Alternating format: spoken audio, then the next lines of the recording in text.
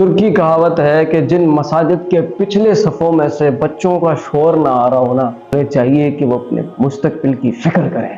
ہم اپنے مساجد کے اندر سے بچوں کو گھسیٹ کر نکال کے پکڑ کے انہیں باہر کر دیتے ہیں کہ وہ اپنی اس مسجد کے ماحول کو خراب کر رہے ہوتے ہیں۔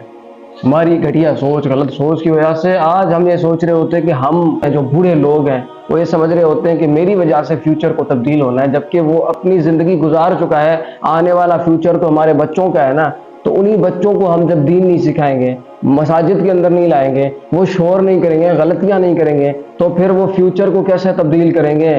فیوچر میں کیسے عالم بنیں گے، کیسے حافظ بنیں گے، کیسے بااخلاق بنیں گے؟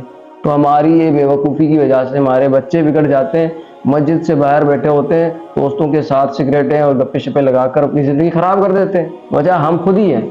تو ہم اپنے بچوں کو مساجد کے اندر چھوڑیں، ان کو پڑھنے دیں، ان کو نمازیں پڑھائیں، ان کو دین سکھائیں۔